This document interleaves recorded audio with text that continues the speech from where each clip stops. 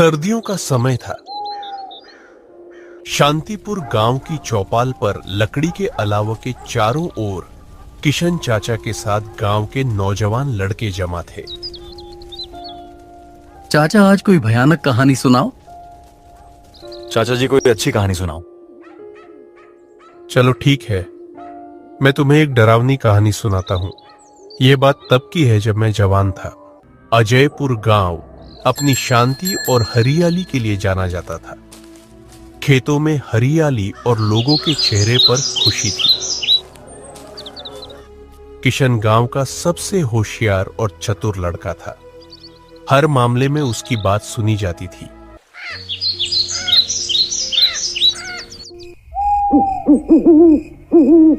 गांव में एक दिन दो अजनबी आए, माधव और ममता।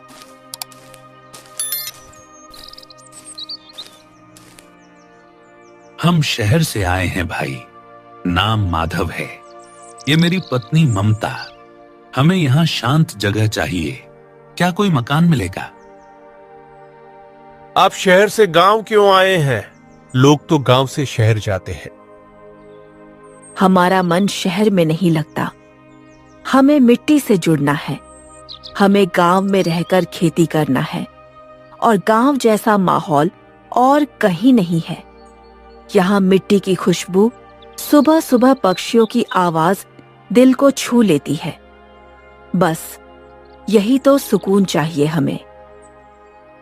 अगर कोई मकान हो यहाँ तो हमें बता दीजिए, हम वहां रह लेंगे। ठीक है, गांव के किनारे एक पुराना मकान खाली है, मैं इंतजाम कराता हूं। धन्यवाद भाई, आपने हमारी मदद की। अरे भाई, धन्यवाद किस बात का? अगर एक इंसान दूसरे इंसान की मदद नहीं करेगा तो वह इंसान ही किस बात का? तुम्हारे विचार बहुत अच्छे हैं भाई। ऐसे विचार वाले लोग बहुत कम मिलते हैं। तो आप लोग चलिए, मैं आपको वहां ले चलता हूं। किशन उन दोनों को गांव के किनारे ले जाता है जहां एक खाली घर था।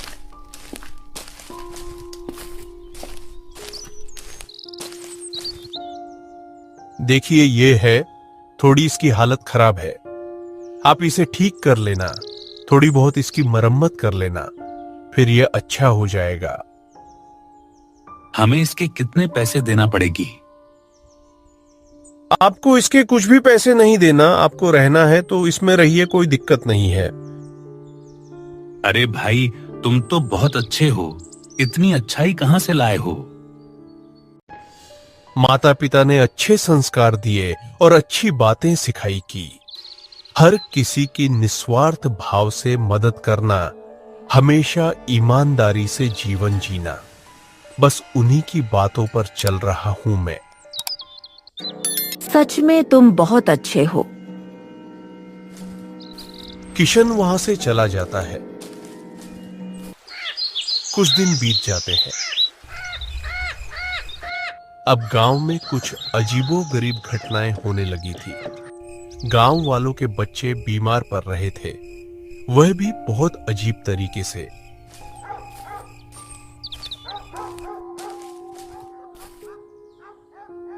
किशन भाई वैद्य कहते हैं, मेरा बेटा सूख रहा है, उसका रंग पीला पड़ गया है और अब वह नहीं बचेगा। हिम्मत रखो गोकुल, मैं दूसरे गांव से एक और बड़ा वैद्य को बुलाने जा रहा हूं। तभी वहां ममता आ जाती है।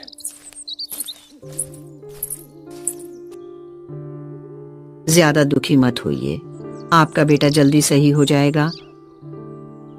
यह सही कह रही है गोकुल भाई, आपका बेटा जल्दी सही हो जाएगा। ज्यादा फिक्र मत कीजिए।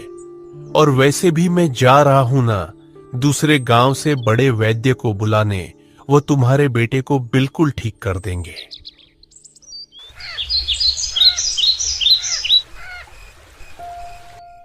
कुछ दिनों बाद गोकुल का बेटा मर गया और उसी तरह से सूख कर और बच्चे भी मर गए।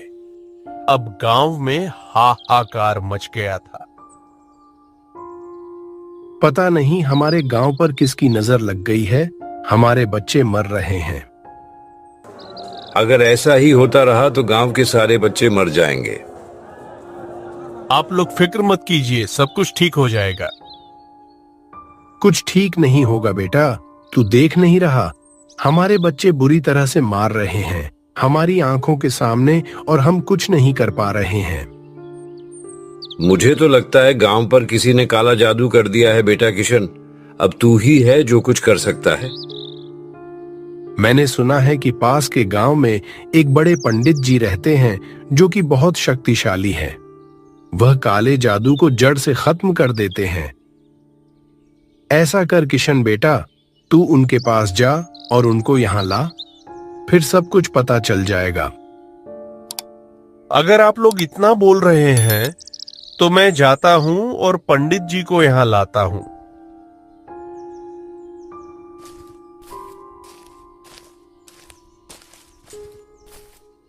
किशन जल्दी से दूसरे गांव जाता है।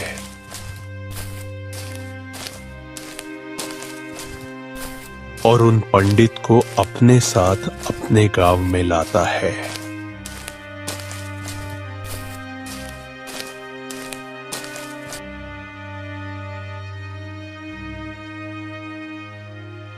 महाराज, जल्दी पता लगाइए कि हमारे गांव में क्या हो रहा है। कई दिनों से हमारे गांव के बच्चे मर रहे हैं, वह भी बहुत बुरी तरह से। उनका शरीर सूख जाता है और रंग पीला हो जाता है। अभी तक बहुत बच्चे मर चुके हैं। कृपया करके पता लगाइए कि हमारे गांव में यह सब क्यों हो रहा है।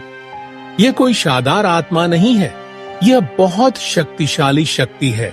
खतरा बहुत बड़ा है। तो क्या इसका कोई समाधान नहीं है? समाधान है। आज रात में यहाँ पूजा करूंगा। कोई भी गांव वाला अपने घर से बाहर नहीं निकलेगा सुबह तक। ठीक है पंडित जी, आप अपनी पूजा कीजिए और जल्दी से जल्दी इस खतरे को हमारे गांव से हटा दीजिए।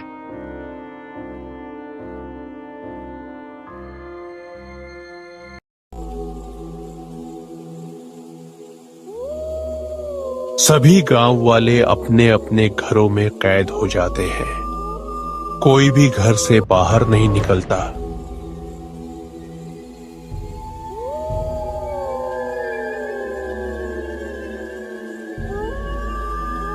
सुबह तक पंडित ने रात भर पूजा की,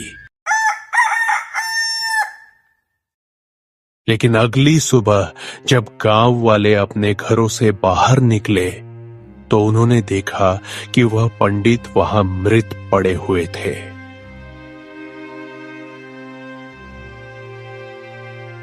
देखो, उस काली शक्ति ने इन पंडित को भी मार दिया। अब हमारी मदद कौन करेगा? पंडित जी ने एक सही कहा था।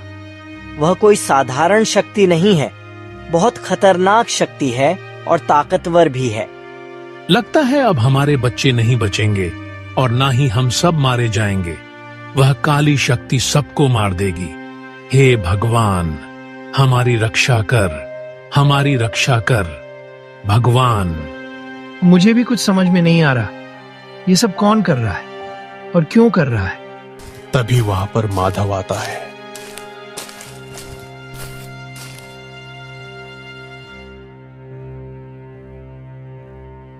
भाई, ये सब क्या हो रहा है? गांव के बच्चे मर रहे हैं और अब ये पंडित जी भी मर गए। ये सब कौन कर रहा है? कौन है इसके पीछे? पता नहीं, लेकिन जो भी है बहुत ताकतवर है। भगवान इस गांव की रक्षा करें।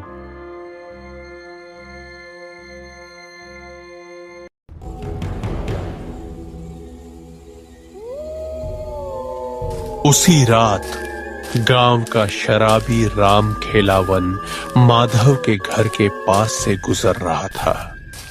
वह शराब के नशे में था, पर उसने वहां जो देखा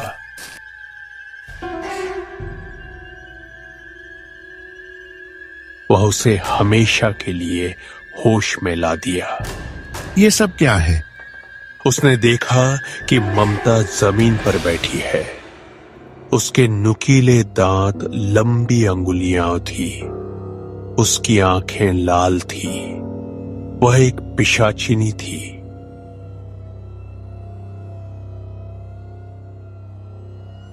ममता, बस करो अब, नहीं तो हम पकड़े जाएंगे। अब यहां से चलते हैं। और वैसे भी अब तुम्हें पर्याप्त शक्ति मिल गई है। अभी नहीं माधव, मैं और शक्तिशाली बनूंगी। यह जगह अच्छी है और यहाँ के बच्चे और भी अच्छे हैं। मैं उन सभी बच्चों को मारूंगी और फिर और ताकतवर बनूंगी। हाँ हाँ हाँ हाँ। राम खिलावन ने जब यह सब देखा तो वह बहुत डर गया।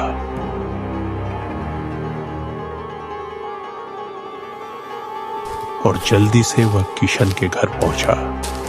किशन भाई, वह ममता इंसान नहीं है, वह पिशाचिनी है और माधव उसका साथी है।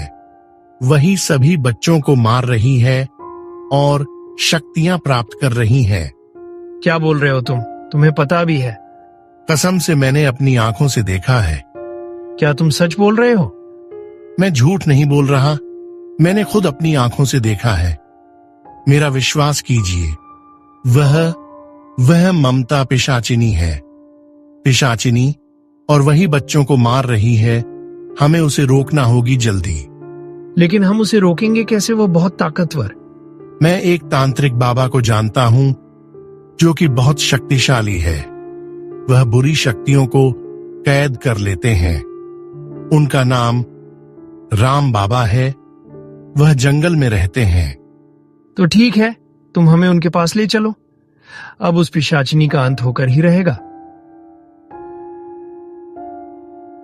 किशन, राम खिलावन और कुछ गांव वाले मिलकर तुरंत राम बाबा के पास गए और राम बाबा को सब कुछ बताया। बाबा, क्या उसे मारा जा सकता है? वह हमारे गांव को खा जाएगी। उसे मारना असंभव है, पर हम उसे बंधक बनाएंगे। गांव के सबसे पुराने पीपल के पेड़ में कैद करना होगी। बस एक यही रास्ता है जिससे हम उसे रोक सकते हैं। हम तैयार हैं, बस बताइए क्या करना है। कल रात हम उसे कैद करेंगे। सभी गांव वाले गांव के पीपल के पेड़ के पास इकट्ठे हो जाना। ठीक है बाबा।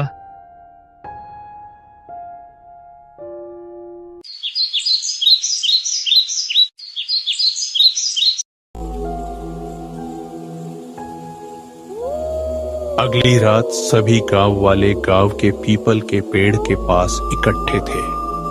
राम बाबा भी वहां खड़े हुए थे और मंत्र पढ़ रहे थे। जैसे ही उन्होंने मंत्र पढ़े, उनके सामने वह पिशाचिनी प्रकट हो गई। माधव भी भागता हुआ वहां आ गया। उसे देखकर सभी गांव वाले भाग गए। बस वहां किशन ही खड़ा रहा। कोई नहीं बचेगा, मैं सबको मार दूंगी। हाँ हाँ हाँ हाँ हाँ। और तू मुझे रोकेगा? ऐसा कभी नहीं होगा।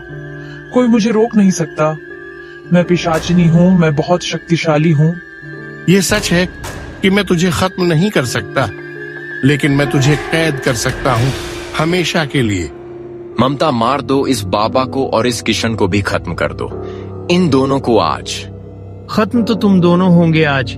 मैंने तुम दोनों पर विश्वास किया, तुम्हारी मदद की, और तुम दोनों ने उस मदद का यह नतीजा दिया। हमारे गांव में रहकर हमारे ही बच्चों को मारा। पिशाचिनी तेजी से राम बाबा की तरफ बढ़ी। तभी राम बाबा ने कुछ मंत्र पढ़े, जिससे वह अपने आप ही उसे पीपल के पेड़ से जाकर बंध गई। नहीं, ऐसा नहीं हो सकता।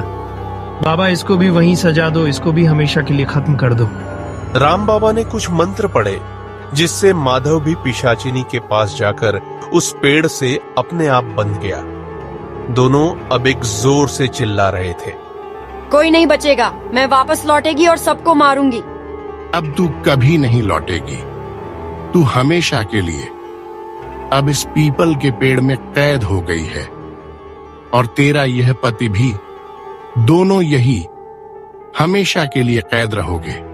राम बाबा ने कुछ और मंत्र पढ़े और थोड़ी ही देर में माधव और ममता गायब हो गए। ये क्या हुआ बाबा? ये गायब क्यों हो गए? अब वह हमेशा के लिए इस पेड़ में कैद हो गए हैं। अब वह कभी आजाद नहीं होंगे। बाबा आपका बहुत बहुत धन्यवाद, आपने हमारी बहुत मदद की है।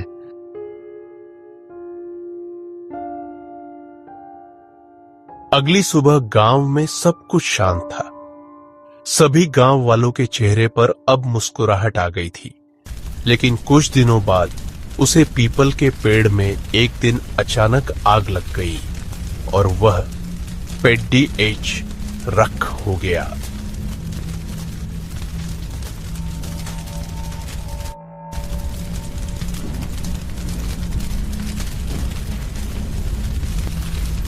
उसके बाद क्या हुआ चाचा? बेटा मुझे नहीं पता, क्योंकि मैं कुछ दिनों बाद उस गांव को छोड़कर इस गांव में आ गया था, अपने बड्ढे चाचा के पास।